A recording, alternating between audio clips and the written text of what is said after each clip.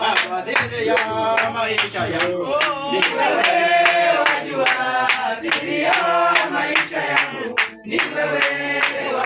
Bwana asifiwe. Amen. Huko nyuma kuna udhaifu. Bwana Yesu asifiwe. Amen. Bwana Yesu asifiwe. Amen. Jambo ya roho. Jambo. Jambo jambo. Jambo. Jambo ya Bwana. Jambo.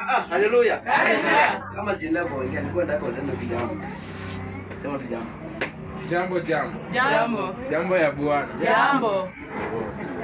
Asante. Sema ya Bwana hiyo yako. Bwana Yesu asifiwe. Amen. Mimi ni mmoja wangu msemo shukrani kwa maana Bwana mtoa kutoka Kawangware hadi nimefika mahali hapo. Bwana asifiwe. Amen. Nilifika saa 3 nimekaa mpaka saa 5. Bwana asifiwe. Amen.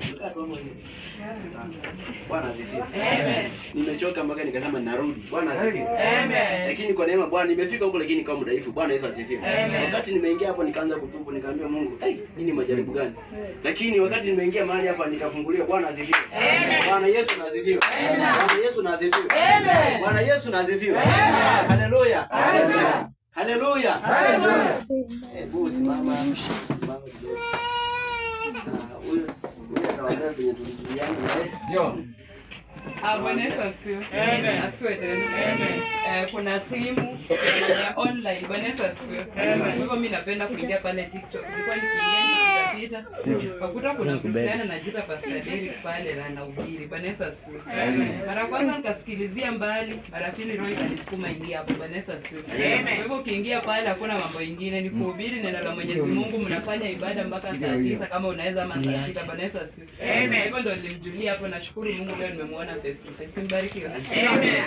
Jambo ya Bwana. Jambo. Mambo ya online mpaka nimefika mahali. Bwana Yesu asifiwe. Amen. Waona nyinyi. Bwana Yesu na asifiwe. Amen. Kuna jambo ambalo limeleta mahali hapa. Bwana Yesu asifiwe.